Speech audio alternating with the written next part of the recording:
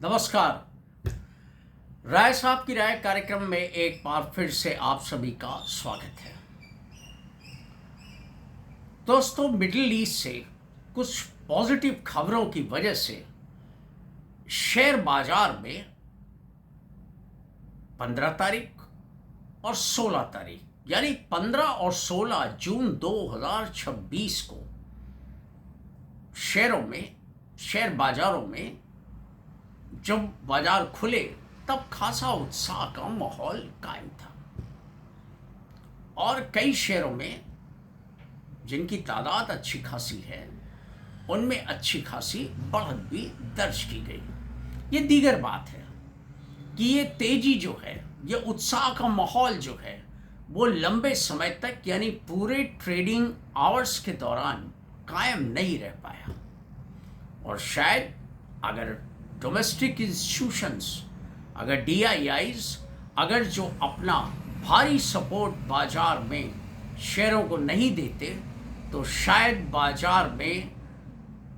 लाल रंग में अच्छे खासी गिरावट के साथ भी बाजार बंद होते हैं। लेकिन कुल मिलाकर के बाजार में निश्चित तौर पे जैसी उम्मीद थी उस मुताबिक बाजार ने अपना रिस्पॉन्स दिया। सोमवार को तो बड़े गैप अप ओपनिंग के साथ बाजार खुला। मंगलवार के दिन ज़रूर थोड़ा कॉशियस लेकिन पॉजिटिव रुख था, लेकिन वही जो मैंने आपको बताया कि बाजार का ट्रेडिंग सेशन समाप्त होने तक बाजार का रुख जो है वो मजबूती का कायम नहीं रह पाया। ये अपने आप में एक चीज़ बड़ी साफ बताता है कि बाजार जो है मिडिल ईस्ट के हालात पे जो कुछ पॉजिटिव घटनाक्रम हुआ वो पॉजिटिव घटनाक्रम ये था कि पहले ईरान का क्या रुख होगा। डोनाल्ड ट्रंप और अमेरिका ने जो डील के बारे में जिक्र किया है उस पर सस्पेंस बना हुआ था, लेकिन धीरे धीरे जैसे जैसे समय बीता ईरान की तरफ से ये साफ कर दिया गया कि वो डील पे दस्तखत करने के लिए तैयार है और डील जो है वो जेनेवा में होगी और उनका प्रतिनिधि जो है वो जेनेवा जा कर के दस्तखत करेगा। तो ये कोई सबसे पहले हम और आप ये समझ लें कि बाजार अभी फूक फूक कर कदम रख रहा है, क्योंकि बाजार को भी मालूम है डोनाल्ड ट्रंप अपनी शख्सियत ऐसी बना चुके हैं कि उनकी बातों पे वो कब किस चीज़ पे पलट जाएंगे, नेतन्याहू कब किस चीज़ पे पलट जाएंगे, ये कहना बहुत मुश्किल है। शायद इन दोनों को नहीं मालूम होगा कि वो जो आज कुछ कह रहे हैं वो कल सवेरे तक जो है वो उसको निभा पाएंगे या नहीं निभा पाएंगे, या उसके उलट कुछ जो है कर बैठेंगे। उन दोनों को खुद नहीं मालूम। तो ऐसे हालात के अंदर ये जो कुछ डील है, ये जो अभी दस्तखत होंगे, बाजार खाली इसका इंतज़ार कर रहा है कि ये जो डील का मेमोरेंडम ऑफ अंडरस्टैंडिंग है, यानी जो फाइनल डील का पहला चरण है, उसमें जो कुछ खास प्रोविजंस हैं, उससे जुड़ा हुआ जो मसौदा है, ये उस पे दस्तखत करने की बात है। अभी तो असली पिक्चर बाकी है, क्योंकि इस मेमोरेंडम ऑफ अंडरस्टैंडिंग में जो कुछ प्रोविजंस हैं पहले उन पे अमल किया जाएगा और वहाँ अमल होने के बाद अगर वही मामला अटक गया तो फिर आगे की डील पे क्या बातचीत होगी और आगे की डील जो है उस पे क्या चर्चा होगी, फाइनल डील के पूरे मसौदे पे क्या चर्चा होगी, वो पहले ही खटाई में पड़ जाएगा। तो इसलिए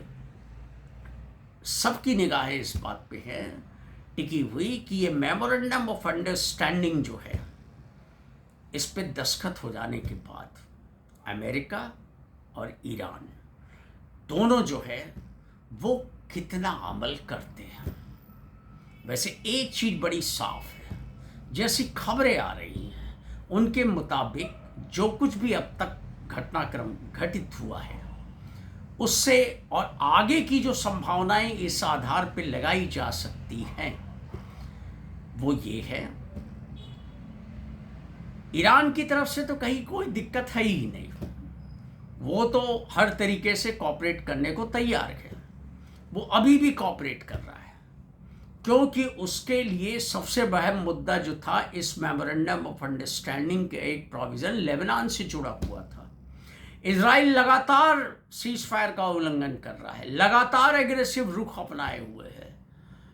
और ईरान जो है वो अभी अपने संयम का परिचय दे रहा है कि कल उसको कोई, उस पर कोई आरोप न लगाए, उसको कोई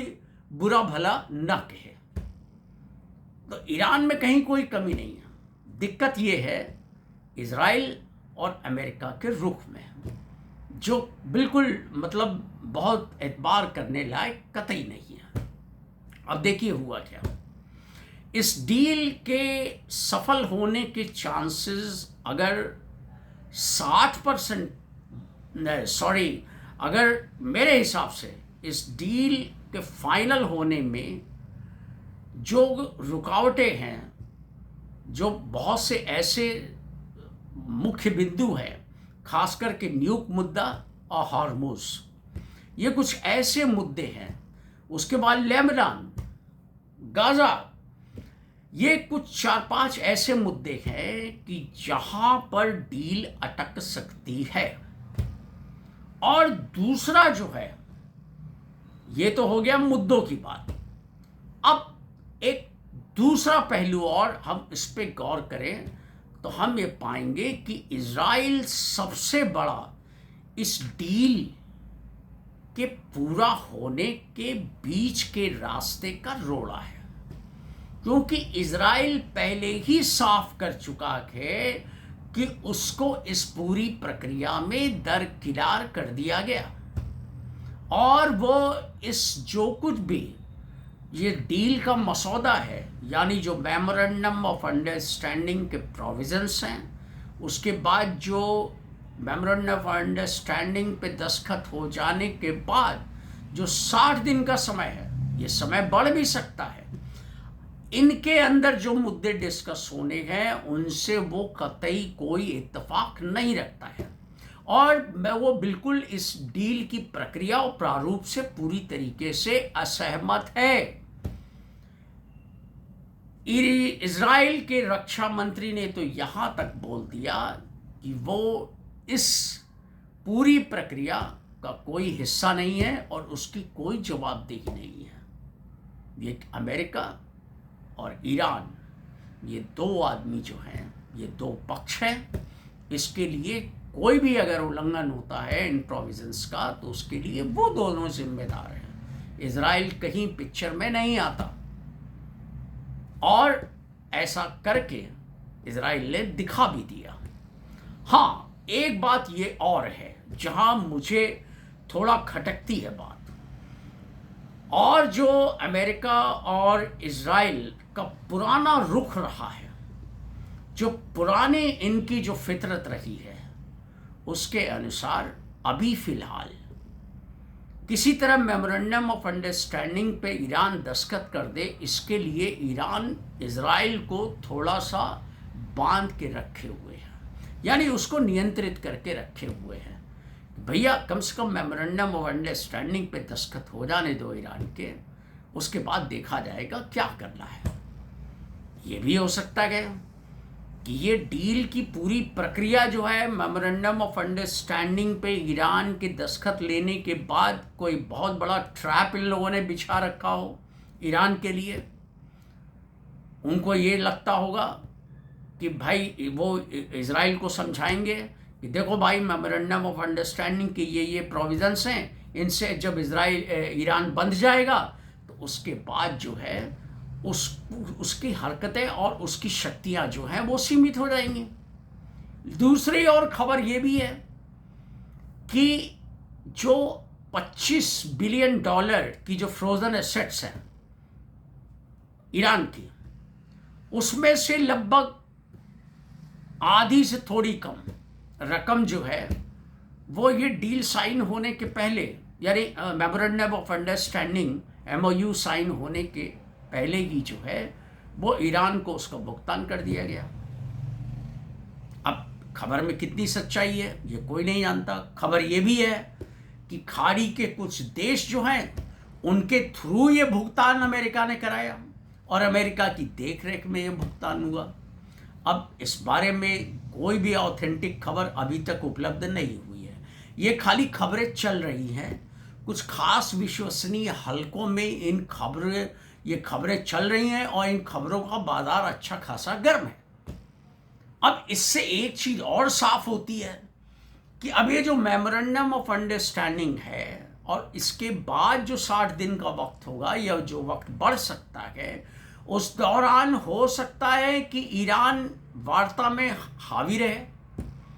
और बहुत से ज्वलंत और नाजुक मुद्दों पर जो है अमेरिका को और पीछे हटना पड़े, क्योंकि अमेरिकी प्रशासन और डोनाल्ड ट्रंप की मजबूरी ये है कि वो बेताब हैं कि किसी भी तरीके से जैसे तैसे डील में भले ही थोड़ा नुकसान सही लेकिन ये डील हो जाए, ताकि वो अपने मतदाताओं को और अमेरिका के लोगों को ये बता सके कि उन्होंने बहुत कुछ हासिल कर लिया है। देखिए, ईरान को मात खानी पड़ी, लेकिन सच्चाई ये है कि युद्ध जो 40 दिन का चला और जो पिछला युद्ध भी जून 25 में चला, उस दौरान भी जो है अमेरिका और इजराइल को मात खानी पड़ी। ये एक तरीके से इजराइल और अमेरिका की हार थी और अमेरिका और इजराइल की हार को छुपाने के लिए ये सारा ताना बाना रचा जा रहा है। और इतना ही नहीं, इस पे भी देखिए, नहले पे दहला, ईरान तो जीता ही। ईरान ने कभी सीज फायर के लिए नहीं गुहार लगाई, ना उसने घोषित किया। दोनों बार अनकंडीशनल इंडेफिनिट पीरियड के लिए जो सीज फायर का ऐलान हुआ वो राष्ट्रपति डोनाल्ड ट्रंप की ओर से हुआ, यानी अमेरिका की ओर से हुआ। तो यहां तो इजराइल ऑलरेडी विनर है, दुनिया की नजरों में वो विनर है। अब सवाल ये पैदा होता है कि ये अमेरिकी जनता भी महसूस करती होगी कि अमेरिका को कितना बड़ा गच्चा खाना पड़ा। ये इजराइल की जनता भी समझती होगी, क्योंकि उसने वो दंश झेला है कि ये कितना दोनों नेता जो है झूठ मूठ की वाहवाही अपनी खुद मुंह मियां मिट्ठू बनते हैं। हकीकत क्या है वो इन दोनों देशों के मुल्कों की जनता बखूबी समझती होगी। अब रही बात, इस डील जो है, इस डील में भी ईरान का अपर हैंड है, क्योंकि आज ईरान की स्थिति जो है वो मजबूत है। वो अमेरिका और इजराइल की तुलना में कहीं मजबूत है और वो नेगोशिएटिंग टेबल पे अपनी बात को मनवाने के लिए वो काफ़ी हद तक इस स्थिति में है कि वो हालात को अपने पक्ष में ज़्यादा से ज़्यादा पलट सकता है। लेकिन फिर वही मामला है, डील बन भी सकती है, डील टूट भी सकती है। डील की प्रक्रिया शुरू में ही टूट सकती है और सारी शांति प्रक्रिया जो है वो बाधित हो सकती है और इलाके में जंग फिर दोबारा छिड़ सकती है। लेकिन अब सब कुछ निर्भर करेगा कि डोनाल्ड ट्रंप इजराइल को अपने नियंत्रण में किस तरीके से लेते हैं, क्या समझाते बुझाते हैं, क्या भविष्य का जाल बुनते हैं। एक बार मान लीजिए वो डील कर भी लेते हैं ईरान से, लेकिन इस बात की क्या गारंटी है कि वो डील कितने दिन अमल में आएगी। और 3 ऐसे पॉइंट्स हैं मुझे जो लगता है कि जहां डील टूट सकती है और जहां फिर दोबारा जंग के हालात पैदा हो सकते हैं। वो ये है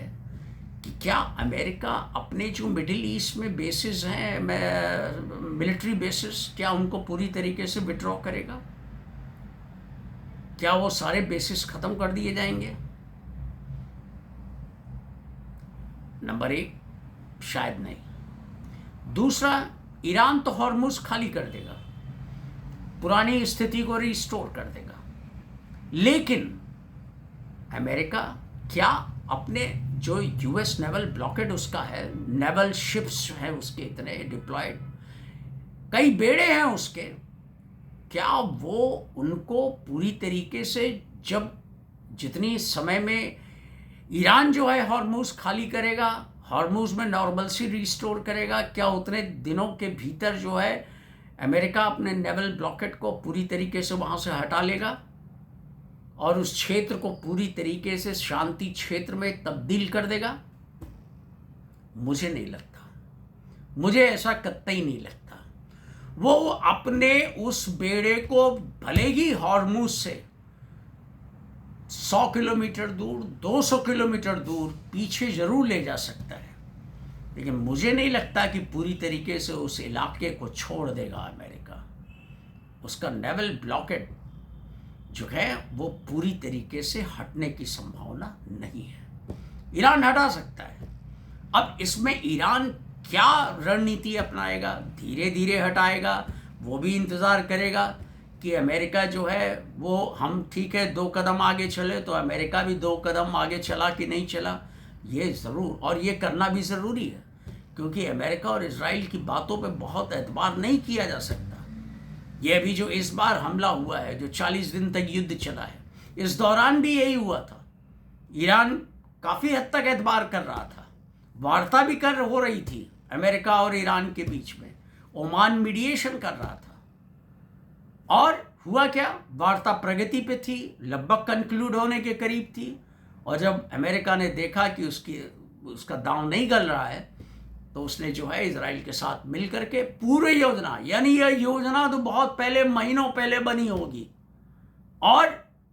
एक बहाना था खाली कि हम वार्ता करना चाहते हैं। डोनाल्ड ट्रंप ने बार बार ये घोषणा की, हम नेगोशिएट करना चाहते हैं, हम डिस्कस करना चाहते हैं, हम नहीं चाहते कि जंग हो, लेकिन मजबूर हो जाएंगे तो जंग करनी पड़ेगी। और वो नेगोशिएट करने के बाद दूसरे राउंड की जब वार्ता हो रही थी, उस दौरान बीच में ही जो है वार्ता कंक्लूसिव स्टेज तक पहुंचने ही वाली थी कि उसके पहले ही दोनों ने मिल करके ईरान पे हमला कर दिया।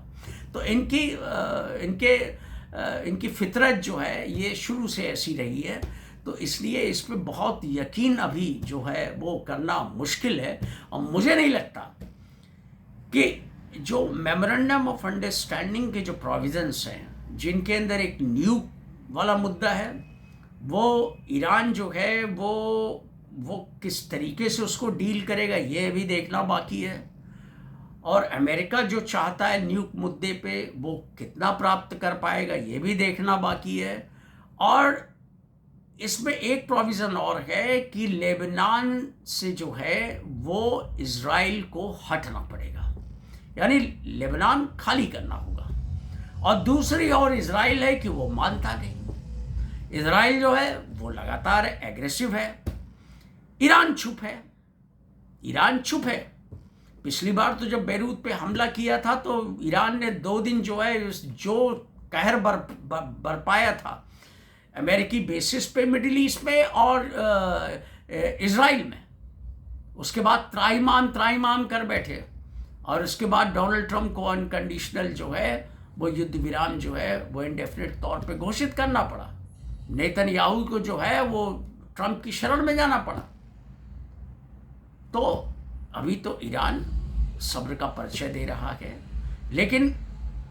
इजराइल जो है वो अपना एग्रेशन जारी रखे हुए है। मैं जो हूँ वो 16 तारीख की देर रात मैं ये वीडियो बना रहा हूँ, तब भी लेबनान में युद्ध का माहौल है, और कई जगह हिजबुल्लाह ने इतना ज़बरदस्त आक्रमण किया है, इजराइल को जवाब दिया है कि इजराइल को कई जगह पीछे हटना पड़ा है। अब ये अगर इसी तरीके से लेबनान ज्वलंत समस्या बनी रहेगी, और अगर डोनाल्ड ट्रंप इजराइल को नहीं कंट्रोल कर पाए और इस लेबनान के मसले पे हालात और बिगड़े, तो ईरान फिर चुप बैठने वाला नहीं है। वो ये कह सकता है कि आपने जो ये मेमोरेंडम ऑफ अंडरस्टैंडिंग में लेबनान के मसले को जो प्रोविजंस थे उनको आप इम्प्लीमेंट कराने में विफल रहे, इसलिए आगे के किसी भी, चाहे वो न्यूक कार्यक्रम हो या और दूसरे सेंसिटिव कार्यक्रम हो, हॉर्मुज का मसला हो, वहाँ पे हम कैसे आप पर यकीन करें कि आप उन पर जो है अमल करेंगे ही करेंगे। अब ये एक बड़े अजीबोगरीब ये सिचुएशन है। ये सिचुएशन पनप सकती है क्योंकि इजराइल इस पूरे प्रक्रिया जो डील होने वाली है, इस फाइनल डील, उस प्रक्रिया को उसने पूरी तरह नकार दिया है। वो पूरी तरह इससे असहमत है और उसका मानना है कि ये सारी प्रक्रिया में जो प्रोविजंस अभी मेमोरेंडम ऑफ अंडरस्टैंडिंग में है वो इजराइल को कमज़ोर इससे हो जाएगा, इजराइल को कमज़ोर कर देंगे ये, जो वो कतई उसको बर्दाश्त नहीं है। तो अब इन सारी चीज़ों से मुझे जैसा अंदेशा है कि आज भी अब आगे क्या होता है, डील साइन होने के बाद क्या रवैया होता है, मिडिल ईस्ट की क्या हालात, लेबनान पे क्या घटनाक्रम होते हैं, फिर जब वार्ता फाइनल शुरू होगी 60 दिन की, उसके बाद क्या घटनाक्रम कैसे कैसे अनफोल्ड होता है, वार्ता कैसे कैसे अनफोल्ड होती है, तो सब कुछ उस पर निर्भर करेगा। लेकिन अभी जो फिलहाल दिख रहा है, लेबनान का ही मसला आप ले लीजिए, हार्मोज का ही मसला ले लीजिए, तो ये जो ऐसे ट्रिगर पॉइंट्स हैं, न्यूक का मसला ले लीजिए, कि इन मुद्दों पे वार्ता अटकेगी ही अटकेगी और माहौल बिगड़ेगा ही बिगड़ेगा। और इससे मुझे ऐसा लगता है कि इस पे अब मैं इस कंक्लूज़न पे पहुंचा हूं, मैं गलत भी हो सकता हूं, कि 50% ये डील होने की संभावना है, अब 50% जो है वो डील टूटने की संभावना है। यानी 50-50 आप मान के चल सकते हैं। और अगर ये हालात फाइनल डील होने तक इजराइल अगर थोड़ा भी बेकाबू हुआ, इसने अपने रवैये को नहीं छोड़ा, सीज फायर को नहीं माना, तो फिर ये डील टूटने की संभावनाएं 60 से 70% हो जाती है और डील सफल होने की संभावनाएं जो हैं वो 40 से 30% रह जाती है। अब देखना ये है, लेकिन हाँ, मेरा मानना ये है कि एक समझदार और प्रूडेंट इन्वेस्टर को अभी फ़िलहाल जब तक ये पॉजिटिव माहौल बना हुआ है तब तक जो है मार्केट में जो रैली पनपती है, जो तेजी पनपती है, उसका पूरा फ़ायदा इन्वेस्टर्स को उठाना चाहिए, पूरा फ़ायदा उठाना चाहिए। और अगर ऐसा हुआ कि ये 60 दिन की प्रक्रिया के दौरान भी, अगर इस दौरान अगर ट्रंप जो है नेतन्याहू को कंट्रोल कर लेते हैं, इजराइल को कंट्रोल कर लेते हैं, सब कुछ चीज़ें थोड़ा सामान्य की ओर बढ़ती है, हार्मोज भी जो है वो मसला सुलझ जाता है और अमेरिकन बेसिस से भी वहाँ से जो है वो सैनिक अमेरिका वापस जाने लगते हैं या जहाँ भी उनको दूसरे स्टेशंस पे भेजना है जाने लगते हैं, तो फिर बाज़ार का कॉन्फिडेंस बढ़ सकता है और सस्टेन रैली पैदा हो सकती है बाज़ार में, और इसका पूरा फ़ायदा निवेशकों को उठाना चाहिए। मेरा मानना ये है, मैं गलत भी हो सकता हूँ, ये मेरी कोई इन्वेस्टमेंट संबंधी न सलाह है ना एडवाइस है। तो कुल मिलाकर के ये है कि एक बार अगर डील हो जाती है, उसके बाद अमेरिका और नेतन्याहू क्या करेंगे, इजराइल क्या करेगा, ये तो अब वो बात की चीज़ है। वो बाद में फिर क्या हालात बिगड़ेंगे, क्या होगा नहीं होगा, वो तो बात की चीज़ है। लेकिन उस समय तक तो कम से कम जब तक हालात नहीं बिगड़ेंगे तब तक बाजार जो है वो एक कॉन्फिडेंस से लवरेज रह सकता है और अच्छी खासी तेज़ी जो है वो बाजार में लौट सकती है, और इसका पूरा फ़ायदा निवेशकों को उठाने में चूकना नहीं चाहिए। अब वो कैसे उठाएंगे, क्या करेंगे, अभी तो निवेशकों को इसका खुद आकलन करना होगा। मैं केवल मेरे हिसाब से जो मैं सोचता हूँ कि जहाँ बहुत हाई कन्विक्शन है, जहाँ की गवर्नमेंट पॉलिसीज़ पूरी तरीके से सपोर्ट कर रही हो जिन सेक्टर्स को, जिन शेयर्स को, जिन कंपनियों को, वहाँ दांव लगाने में, या जिनका फ्यूचर अभी आने वाले समय में बहुत ब्राइट है, वो सेक्टर का फ्यूचर बहुत ब्राइट है, उनमें जो बेहतर मैनेजमेंट वाली कंपनियां, बेहतर ट्रैक रिकॉर्ड वाली जो कंपनियां हैं, वहाँ पे जो है वो कमाई की संभावनाएं ज़्यादा बन सकती हैं। अब ये सब कुछ आपको अपने इन्वेस्टमेंट एडवाइज़र से सलाह मशवरे के बाद जो है कोई फ़ैसला लेना चाहिए। मेरे कहने पे आप कुछ मत करें, आपके इन्वेस्टमेंट एडवाइज़र आपको ज़्यादा बेहतर एडवाइस दे सकते हैं। तो हमें बेहतरी की उम्मीद करनी चाहिए और एक पॉजिटिव आउटकम की उम्मीद करनी चाहिए, और समय के साथ ये बहुत हमको अटेंटिव रहना पड़ेगा सबको, क्योंकि ये ऐसे नाजुक मसले हैं। लेबनान का मसला हो, चाहे हॉर्मुज़ का मसला हो, चाहे अमेरिकन बेसिस का मसला हो, चाहे न्यूक मसला हो ईरान के, कुछ भी बाजी पलट सकती है। अच्छी खासी चलती हुई प्रक्रिया जो है, वो शांति प्रक्रिया, वो डिरेल हो सकती है और फाइनल डील तक नहीं पहुंच पाए, इसकी भी संभावना से इनकार नहीं किया जा सकता। तो कुल मिलाकर के हमें बहुत सतर्क रुख अपनाना होगा, लेकिन तेजी की जो रहेगी, जो पनपेगी, उसका फायदा भी उठाना है, लेकिन सतर्क रुख, चौकन्ना रुख बनाए रखना है। तो आज के वीडियो में इतना ही। मेरे वीडियो का कंटेंट अगर आपको अच्छा लगा तो प्लीज़ चैनल को सब्सक्राइब कीजिए, हमारा हौसला बढ़ाइए और वीडियो को लाइक कीजिए। ज़्यादा से ज़्यादा लोगों तक इस वीडियो को शेयर कीजिए। Thank you.